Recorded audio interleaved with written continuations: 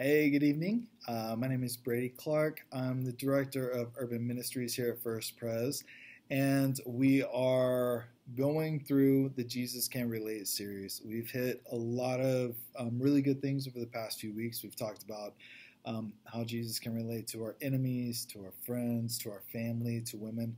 And tonight we're going to get into how Jesus relates to race. And not just race, but also race and culture, because oftentimes those things are very intimately joined together. Just a little bit of history about myself. I've been a missionary and worked in nonprofit for about 20, 25 years. Most all of that has been in multicultural, multiracial situations here and internationally, and typically has been with more lower income or high needs types of communities. Not only have I worked in those neighborhoods, but I've also lived in them, planted churches in them, and so it's kind of part of our world, here, at least here in America especially, that I really understand and I have a heart for. Because of that, how we as Christians and how the church deals with multicultural and multiracial types of situations is something that means a lot to me. And it's something that as I read the scriptures and look through things, it really kind of jumps out. And there's a lot to this. There's so much. And so a lot more than 20 minutes, a lot more than one Wednesday night Bible study, but we're going to try and just hit a couple of things and talk about some stuff after we break into our small groups in a little bit. So first of all, we're approaching this here in Amarillo, Texas as American Christians. Our history, our legacy here in Amarillo is that of the American church. And as a result, we have to look at the American church and our history with race and relations in context of that. So because of that, we have to address slavery, obviously. We have to address some things in where we have treated other folks from different ethnicities differently. And we have had, our fair share of really kind of prejudicial behavior.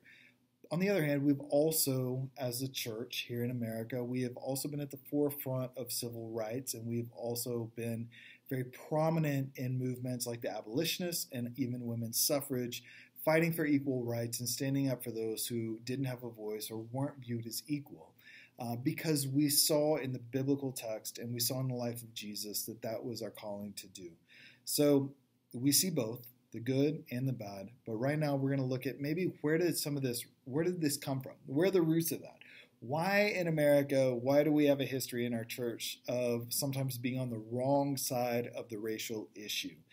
And, to be really honest, the answer is theologically kind of ridiculous. But nevertheless, it is there. So we're going to look at this thing that's called the curse of Ham, all right? Some of y'all may have heard of this, some of you may not have. But the curse of Ham is based off of Genesis 9, chapter 9, verses 18 through about 28. And this is a story, if you remember, of Noah and his sons. So Noah, and he has three sons, Shem, Ham, and Japheth. And Noah one night gets drunk, drinks a bunch of wine because he decides he's going to plant some vineyards, and ends up passed out naked. All right. So his son, his youngest son, by the name of Ham, who the Bible says is the father of the Canaanites. So Ham walks in and sees his dad passed out naked. And he leaves the tent, goes out, talks to his two older brothers and says, hey, guess what? Dad's passed out. He's drunk. He's naked. So his two older brothers back up into the tent with their backs facing their father, cover up his nakedness, and then leave. Well, Noah wakes up the next morning and realizes what's happened and basically curses Ham for his disrespect or whatever it is, and it says that he will be the slave of his brothers and the Canaanites will be the slaves, right? So he puts a curse on them. It is what it is. There's a lot of things in that story that we're not going to get into, but there's a lot of things. In the 19th century, both before the Civil War and continuing after and even into the 20th century, there basically developed a theology around this little chunk of scripture. And that said that Ham was essentially either another word for or is the father of the black nations.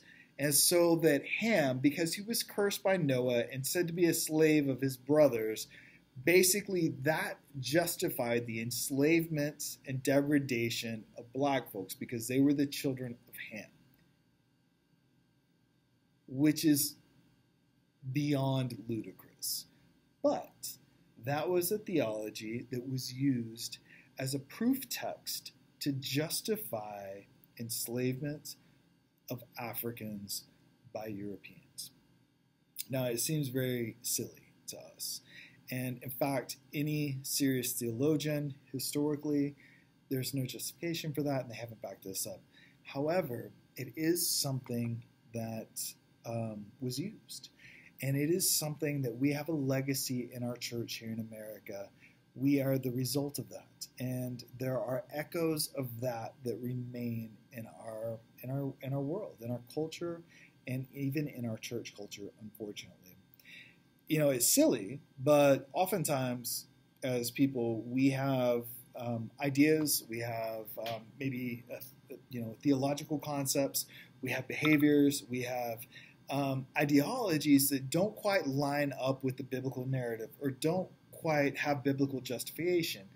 And as people, we want to feel like we're right and what we're doing is right. And so oftentimes we will possibly stretch or bend or maybe take scripture out of context or assign it a meaning that it didn't originally intend to have in order to justify an idea, a behavior, or something like that that is not biblical. So, I say that this concept of the curse of Ham is ridiculous because it is. But I'm also cognizant enough to understand that to one degree or another, oftentimes we do the same thing. And in fact, if you look at the history of mankind, if you look at the history of empires and nations, even Christian nations, oftentimes we have used biblical texts to justify things that were not biblical. We were really good about calling Native Americans and folks like that heathens. And it was okay to take away the heathen lands, the pagan lands. Manifest destiny was okay because we were Christian. We were the chosen ones. We were God's blessed people. And these over here were ignorant heathens. And so they didn't have rights. And so we had divine justification to go and do that. When you say it like that, it seems pretty silly. And the reality is it's not just silly, it's tragic, and it's also not biblical. And in order to say it's not biblical, we have to kind of go back to the Old Testament, even before we get to Jesus. And we have to look at it in this way. In the beginning, God created man. He created mankind in his image. It says he created us, man and woman, in the image of God. There was no race. There was no different cultures. There was just humanity in the image of God. And as humanity progressed, as we look at the biblical narrative, we see the fact that by the time the scriptures are written and these are recorded, we have a few different main people groups that are in the Middle East, Northern Africa, and the Mediterranean that we can look at that are really prominently on point in the biblical narrative. We have the Asiatic and Semitic peoples. Those are folks like the Israelites, the Canaanites, the Amorites, folks like that. We have the Cushites. The Cushites were African, black African, typically like Saharan, Sub-Saharan, those types of folks, Ethiopian, Nubians, right? We have Egyptians. Egyptians were a mixture between, the Asiatic, Semitic types, North Africans, and the Cushites. And then we have the Indo-Europeans. The Indo-Europeans being folks like the Philistines and the Hittites, right? So these are the four main racial or cultural groups that were in the Middle East during the biblical time. When we look at Israel, for the first part of Genesis, Israel doesn't exist. Like, Israel isn't a people. In fact, when we look at Father Abraham, he is basically living in a place called Ur of the Chaldeans, which is typically associated with being an Amorite community, but he's kind of associated with another Semitic group called Arameans, right? So he's not an Israelite. He is an Asiatic Semitic people, but he is not an Israelite because Israel doesn't exist, right? So Abraham's kids, Abraham's grandkids, they marry Arameans, they marry Canaanites, they marry Cushites. So even in that Semitic, Asiatic people group, they're already marrying outside of that, marrying black Africans and other people groups in that general area. Move forward a little bit and we go to Numbers 12. We see Moses, Israelites, a people. We got a whole thing going on.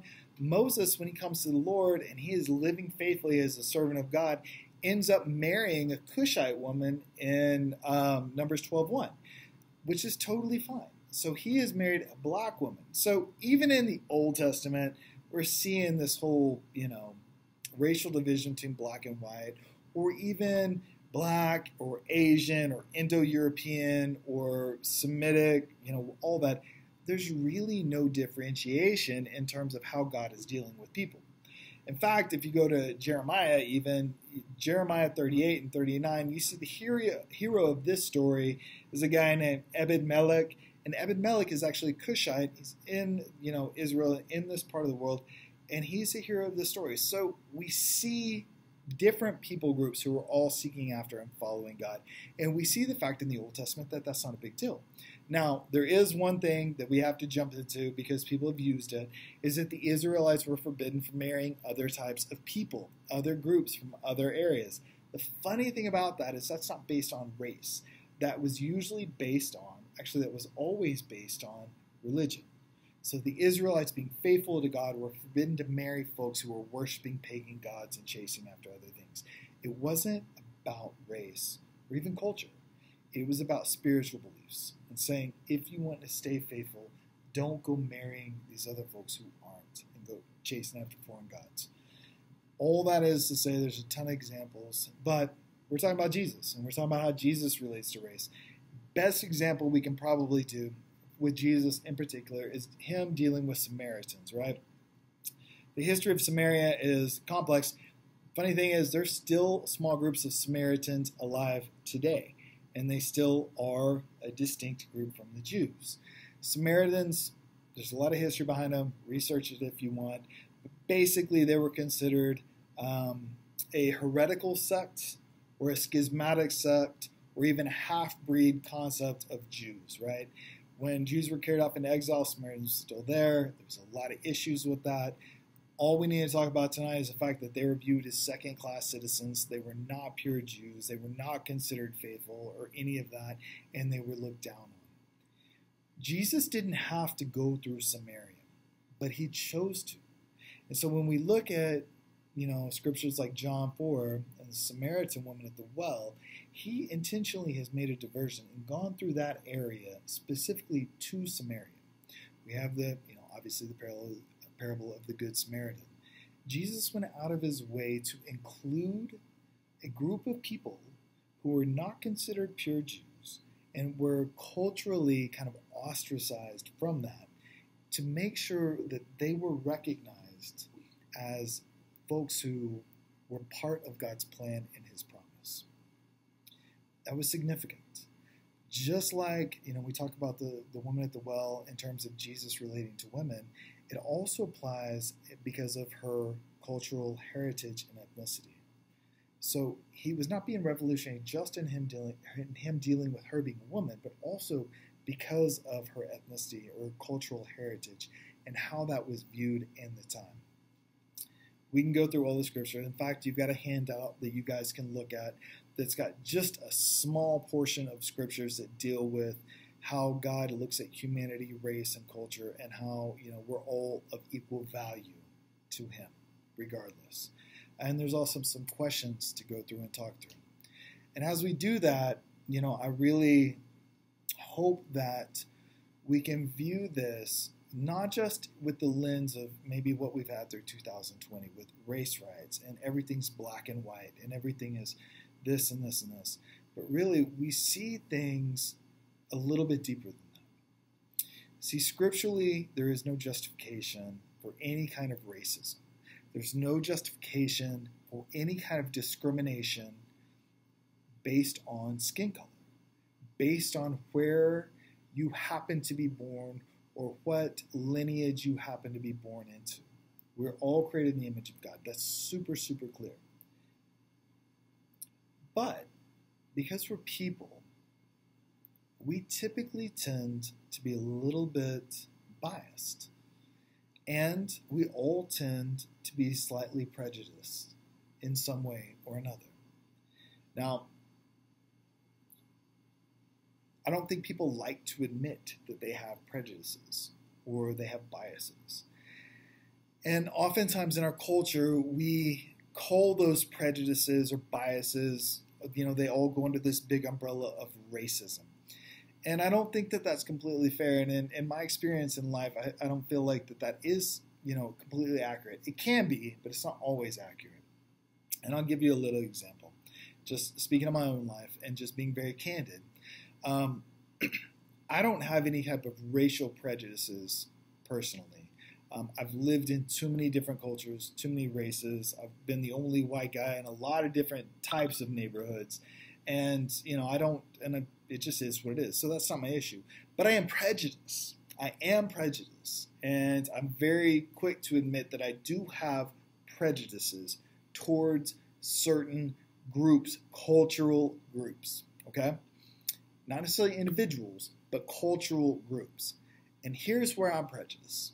I am prejudiced towards what can be considered, quote unquote, I'm sorry if this is offensive, but, this is real talk and we are doing what we're doing. But I have a certain prejudice towards, quote unquote, white trash, okay? It's not because of race or anything like that. It's because I have personal experiences from my past that low income, uneducated, certain things, there's this whole certain culture that just doesn't taste good to me in my mouth, right? And so I'm prejudiced towards it. I don't like it. I don't like the culture. I don't like some of the results or some of the things that I've seen from families and children and some of that kind of stuff. I'm not in favor of that. Now, to be fair, also some of those same types of cultures across racial lines, I don't like those either.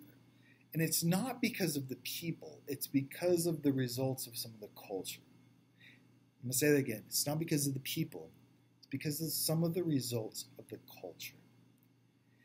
When I learned to separate culture from people, it was very easy to not look down on somebody, an individual, just because of the culture they grew up in. See, I'm prejudiced towards a culture, per se. And there's a lot of things about a lot of different cultures I don't particularly care for. But I've learned, and I am continuing to learn, to try and make sure that I see each person as an individual, regardless of the culture that they are a part of. Let's see if I can give an example. So,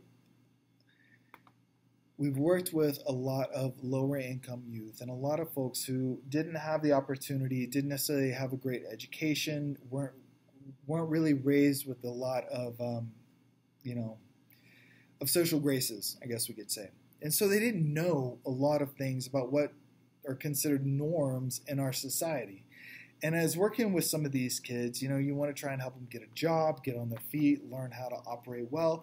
And so, we've taken some of these kids and like, hey, we're going to go help you find a job. We're going to help you, get an interview, do the thing, fill out the applications. And so you go to pick up a kid coming from maybe a culture that doesn't have a lot of social skills or, have a lot of social nuances in terms of to be successful in, our normal, regular kind of dominant culture.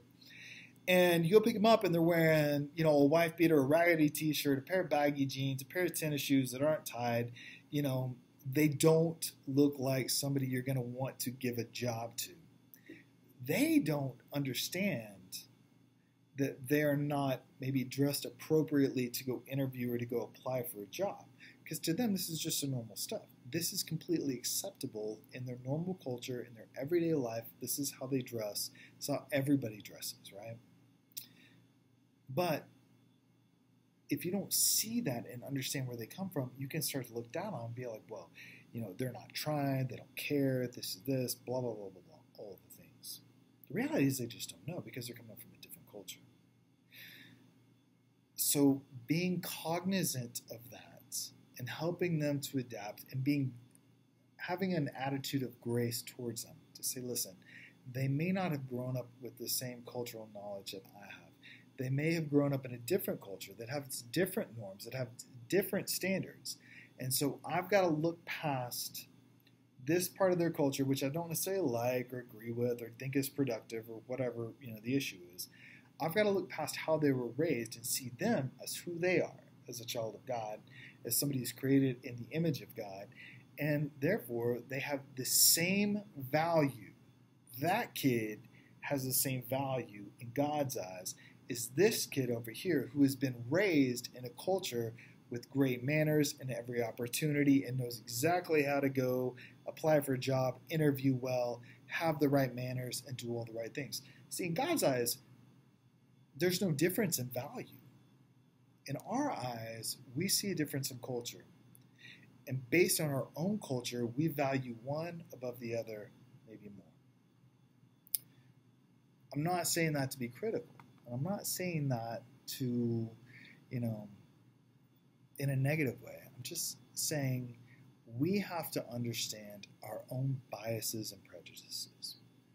And if we do, if we understand them, if we can see them, we can begin to separate our biases and make sure that they don't affect how we see the individuals that maybe are part of a culture we don't really like. And that applies to race. I've heard a lot of people talk bad about, immigration and Mexicans and all that. I've heard people talk bad about black people, about Chinese people in COVID, about people from the Middle East because they're all terrorists or whatever. What we're doing is taking the most negative aspect of a culture, of a nation, of a people group, and there's something about that we don't like, that offends us, that we don't like because of our culture. And then we're applying it like a blanket and covering every individual that happens to be born in that geographic area or happens to be born with that color of skin or whatever. And when we do that, our prejudice becomes something of a disease, of a sickness. Sometimes our prejudice becomes a racism. It becomes something that allows us, or that does not allow us to see the individual. We just see our preconceived notions of a group. And sometimes there's some aspect of truth to that. And sometimes there's not. When I lived in South Dallas, and I was a missionary there, planted a church, pastored a church, I was the only white guy for a long ways away. And it was hilarious to listen to the black folks who were my neighbors and my people and part of my church. It was hilarious to listen to them describe white people, right? Because they'd be like, white people are all like this. Hey, guy, how are you today? And it was awesome. Because as ridiculous as it was, there was still a little bit of truth to it. I was going to be mad at it because, you know what? There was a certain amount of generalization that had a little bit of truth to it.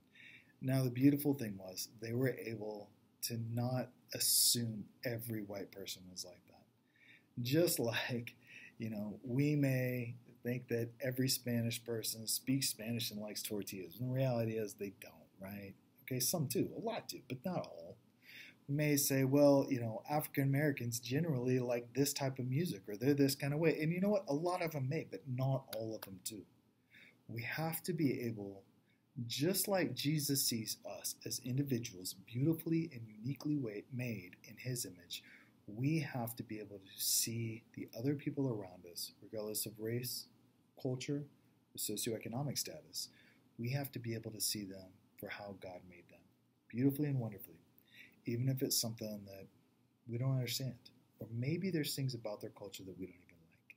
But we have to be able to see them for who they are, deeply, truly, and who God made them to be.